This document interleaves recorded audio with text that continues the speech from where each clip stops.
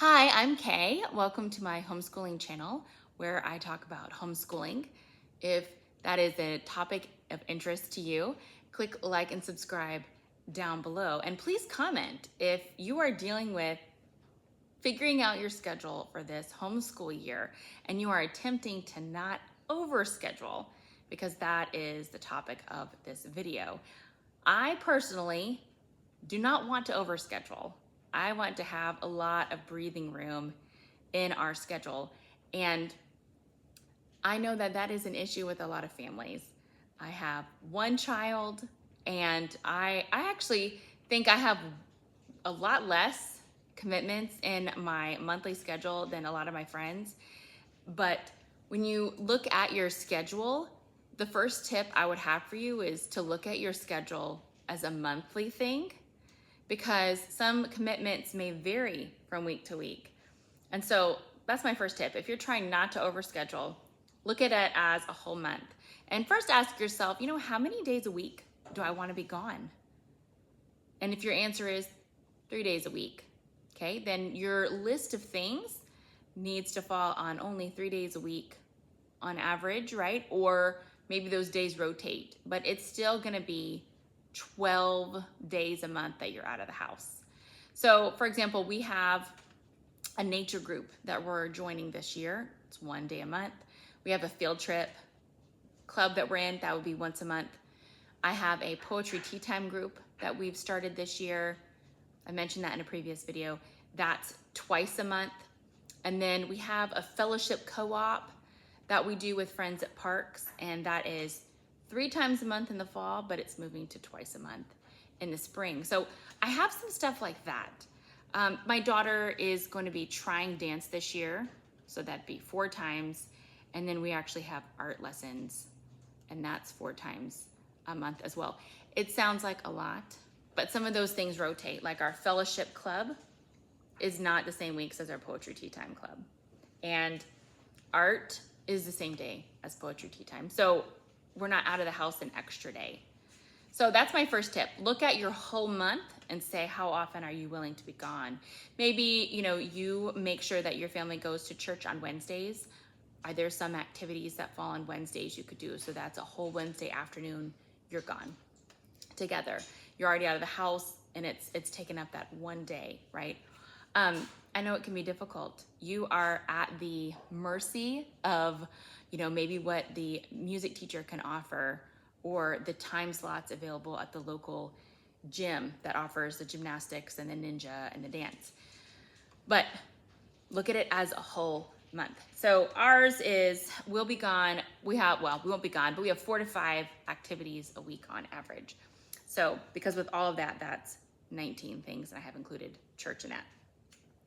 My second tip for you is to look at trying to carve out 1 or 2 days, full days, that you're home. That will give you some breathing time. That will give you a day where you don't have to rush and be somewhere. It will just give you that time at home. And it may not be possible. It may not be possible, but if overscheduling is a concern for you, that will give you a day to rest and relax and sit back and say, I don't have to leave today. What a joy. I was able to get my groceries last night after dance, right? Or I'm gonna go tomorrow, after Taekwondo, and get the groceries. To try to have that at least one day off, where you're just home relaxing. Unless that's not your personality. I know people like that who like to leave the house. Overscheduling may not be a concern for those who are like that, right? But for those of you who do not want to overschedule, that's my tip. My third tip is know what is in your schedule that is non-negotiable when you are looking at your whole month. Maybe you and your spouse have decided music lessons are important, or yes, our children do need to learn a sport.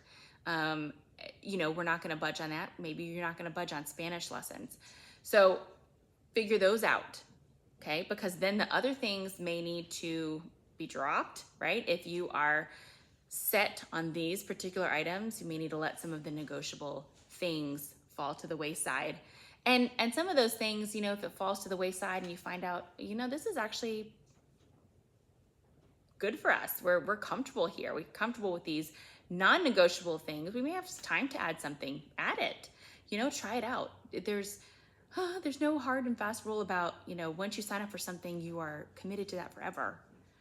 Like I said, we're currently going to try dance and see how it goes. But if it's not something that works for us, we can try archery or gymnastics or something else. Most of those places, they just charge monthly. So we're not in it for a 2-year commitment, right? When you are looking at your schedule, I also suggest thinking about the expectations of others. Whose expectations are you trying to meet when you are making out your monthly schedule? And maybe you aren't, right? Maybe you're really good about that. But maybe some of you, that is something you carry with you.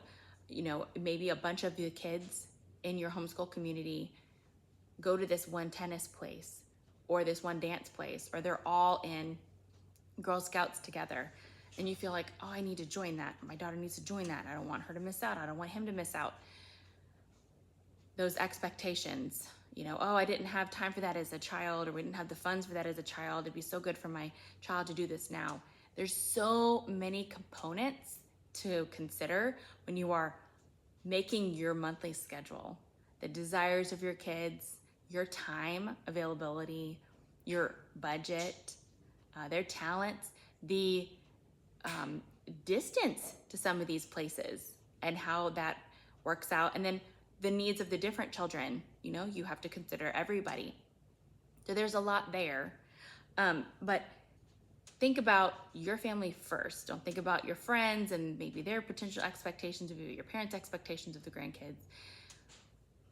Think about your family, your kids, your budget, all that stuff. Pray about that. Ask for wisdom for that. Because as the parents, as the homeschool parent who I'm primarily responsible for our weekly schedule, right?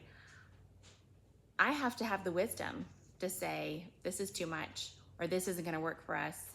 Even if it's something I really want to do, I have to recognize we have to drop it. There's so many fun things that have been added to my homeschool co-op for this coming year. And I have already said to myself, I'm not signing up for all of those because they all sound great, but I can't do all the things. So I'm only going to be able to do a few of the things. Another thing to consider is in your weekly schedule, your family time.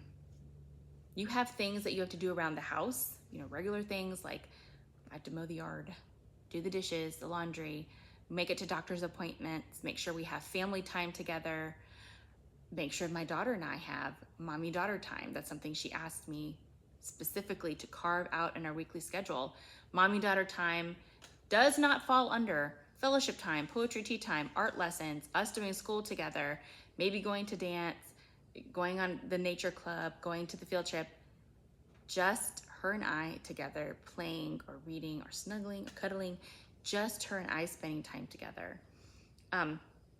You want to think about having that time, just life together in your weekly schedule. It's really easy to overschedule because a lot of the things that we want to do are so fun and our friends are doing them and they're all good skills. There's nothing bad I've considered, right? But we can't be everywhere all the time. We're not omnipresent. We don't have endless energy. It's just not how we're created. We are the created, not the creator. And so that's just how it is. Ironically, when I was thinking about doing this lesson for this video for a couple of days now, but my daughter this morning was reading the Berenstain Bears Too Much Pressure book. And if you have not read that, it is where Sister and Brother Bear are initially taking, I think, 2 activities each. And then their friends add horseback riding. So they add horseback riding and another friend does this, so they add that.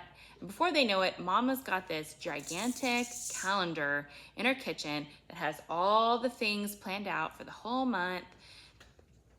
And they are just stressed to the max about making it to all these events, having all their equipment in the car, the right clothing for their uniforms, and has it been washed? And they all get super stressed out about it and have bad dreams. And Papa comes in his wisdom and says, this is too much. And Mama agrees. And the Cubs have to end up picking 2 things total that they want to do after school, so that they still have time on those days after school to hang out together in the yard or play or read their books or play with their toys. That's a kid's book. I had that book was around when I was younger. So this idea of overscheduling is just something in our culture, and it's real, and it's hard to fight back against. It's okay for me to like being home. I don't like to be home every day, but we work hard for the house and we take care of it, and I want to enjoy it. I want to be home and enjoy it and have memories here together, and that's okay. I don't have to be out of the house every day doing something, going somewhere, seeing somebody, signed up for all the clubs and activities and events. When are you just together, relaxing with each other, enjoying each other? And that time might be weekends for you. That might be the time that you have set aside and you say, hey, Saturday is family day. Sunday afternoons after church, that's family time. That we're gonna hold that sacred, and we're gonna really do our best to protect that. So we get that time together. That is amazing. That's good, right? You are standing against the overscheduling, because you can schedule the whole week with activities with your kids, and then you can schedule the weekends for having friends over and going to festivals or concerts or out to dinner, all the stuff together, right? And then before you know it, the whole week starts over, right? And you don't feel like you can kind of catch up. So I just want to encourage those of you who are trying to not overschedule to figure out your non-negotiables. Look at your schedule as a monthly thing and see, on average, right, how many times you're going to be gone each week. Try to put some of those things on the same day so that you're out of the house as few days as possible. Try to have at least one day where you're not running around. You can have that time together. Make sure that you are considering the time that you need to be home to just get your stuff done around the house and be that responsible mom who's managing the household and having time as a family, just to enjoy each other, where you're not necessarily the teacher, right? That you're just mom, the fun mom who's hanging out and doing things together. And then don't try to not give into the expectations of others, whether it's an actual expectation your friends have or it's something that you've perceived to be there that is not. Because you cannot get any of this time back, right? And you want to make sure that you treasure it with each other, and that, me personally, I want to make sure that there's peace. And you know what? It's also okay sometimes if my kid gets bored. That's when kids come up with some of the most amazing stuff. I don't have to keep her entertained all the time. She is very imaginative and creative. She can figure out stuff to do by herself, but we won't ever see that if we are overscheduled. If homeschool content is something that is of interest to you, remember to click like and subscribe down below and let me know how it's going with you trying not to overschedule, or if you really are one of those people that just thrives on being gone all the time and having a packed schedule, because all of our families are different. We look different. We have different personalities and needs and desires, and it's really beautiful to see because we get to have that choice because we're homeschooling. Hope to see you guys soon. God bless.